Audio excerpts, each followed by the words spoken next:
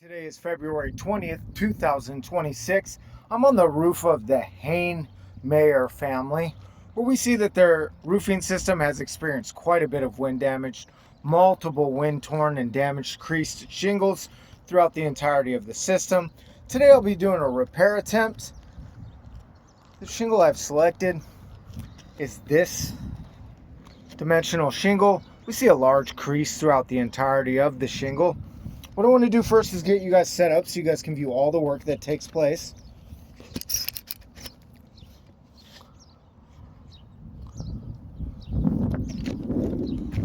Make sure that we have good visibility. There we go. I gotta watch myself around these solar panels. I want to diagnose the shingle. What we have here is we have a dimensional shingle. The shingle starts here. The shingle ends here. It's dimensional. It has a large crease starting here, runs throughout here, both of these. I want to make sure first that it's completely separated from the material that binds it to the books beneath it. It is. It's been flapping around in the wind. Now I need to do the same thing for the books above it. We just want to take our time. This is a soft nosed putty knife. We just want to make sure we take our time. In Arizona, these things mat together. We don't want to rip or tear anything.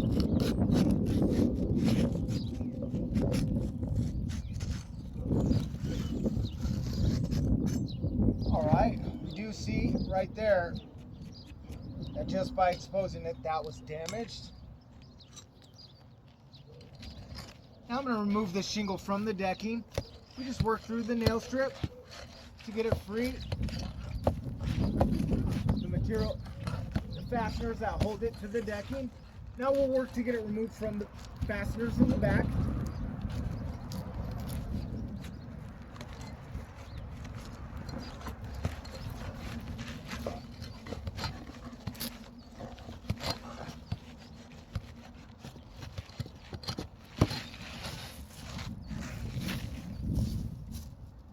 We have the book of shingles removed. I'm going to tear that off. Now I'm going to do an investigation of the underlayment to make sure that we have a solid surface to go ahead with our reinsertion. See if we need any. Oh, that's not good. This book is separated from itself. This tooth is delaminated, and there's a big gap through here. Oh, this tooth is partially delaminated as well. So this book is built in two parts, where the teeth hold on to the bottom layer. The teeth that are holding on to this bottom layer have become delaminated, and the book is separated into two pieces. We can see the separation here. That's not good. Now this book actually will need to be replaced. I'll continue on with the reinsertion. What I'm going to do is I'm going to take the shingle book, I'm going to line it back up to where it was.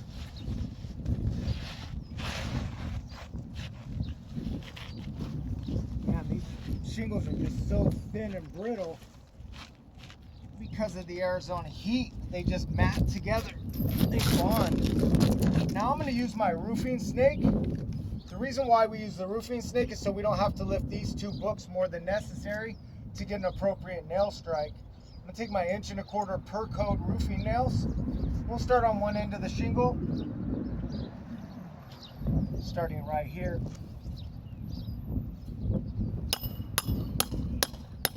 That's one.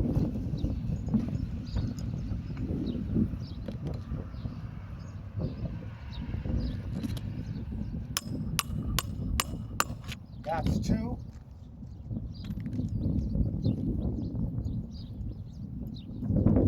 All the way over here on the end.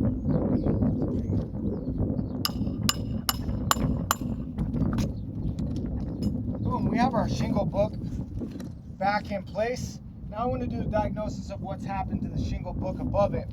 We know that this tooth has become fully delaminated and this bottom piece has separated. That's a fail. Let's see what else.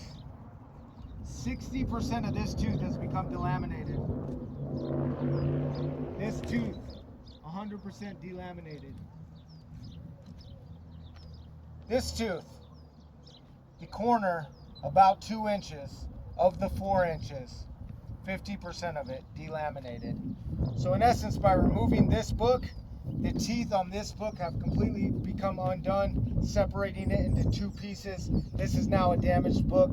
The tooth on this is eventually to come apart as well, causing the same thing. I would need to repair both of these shingles. The likelihood is, because of the thinness, because of all the granule loss, that this would continue and I'd be chasing this all the way up the ridge on every repaired shingle. Because of these factors and conditions, I deem this roof irreparable.